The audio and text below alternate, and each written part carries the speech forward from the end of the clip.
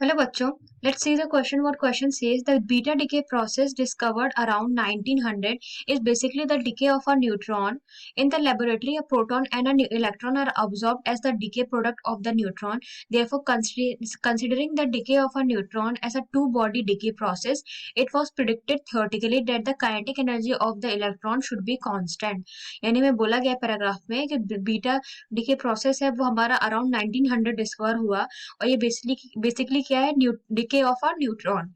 In the laboratory a proton and an electron are absorb as the decay product हमें laboratory में proton और electron क्या देखने को मिलता है ऐसा decay product of the neutron therefore जो हमारा जो डिके ऑफ न्यूट्रॉन है as a two-body decay process, it was predicted theoretically that the kinetic energy of the electron should be a constant. But experimentally, it was observed that the electron kinetic energy has continuous spectrum, right? Considering a three-body decay process, that is, अगर neutron, proton plus electron plus anti neutrino में convert होता है टूटता है तो around 1930 Pauli explain the absorbed electron energy spectrum assuming the anti-neutrino to be massless and possessing negligible energy and the neutron to be at rest momentum energy conservation principle are applied तो हमारे 1913 में जो poly थी उन्होंने explain किया था कि अगर हम एंटी न्यूट्रिनो को अगर हम मासलेस ले हमारा एंटी न्यूट्रिनो है और इसको हम अगर मासलेस कंसिडर करते हैं और जो हमारा मोमेंटम और एनर्जी कंजर्वेशन प्रिंसिपल को अगर हम अप्लाई करें तो हमारा क्या होगा तो हमारा मोमेंटम और एनर्जी का कंजर्वेशन प्रिंसिपल उस पर अप्लाई होगा is from this calculation the minimum kinetic energy of the electron is from this calculation the maximum kinetic energy of the electron is 0.8 into 10 power 6 electron volt इस calculation से हमारा maximum kinetic energy electron की वो कितनी है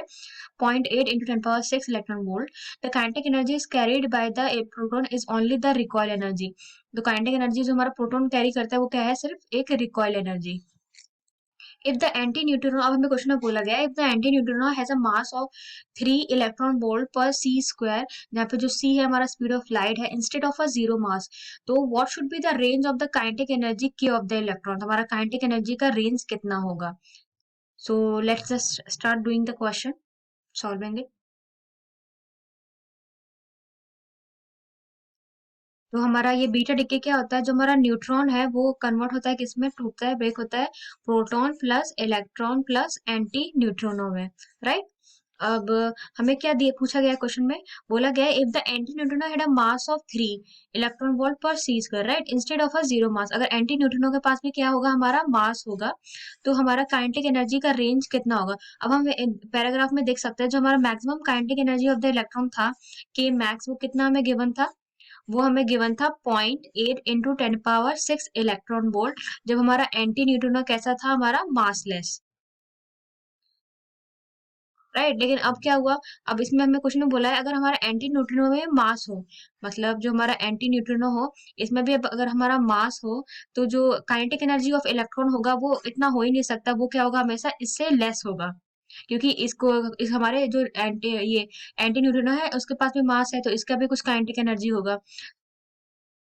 तो जो kinetic energy of electron जो पहला हमारा कितना था 0.8 इंटू 10 पावर 6 था वो अब इसके बराबर हो ही नहीं सकता अब वो हमेशा इससे कम होगा तो हम ऑप्शन चेक कर लेते हैं तो हमारा जो इसमें कौन सा ऑप्शन है फर्स्ट में तो हमारा काइनेटिक एनर्जी ग्रेटर है वो गलत है तो हमारा करेक्ट ऑप्शन हो गया ऑप्शन डी इसमें जो हमारा काइनेटिक एनर्जी है वो क्या है 0.8 से हमारा क्या है कम है और रेस्टलेस मास कितना था हमारा 0 था I hope the concept is clear thank you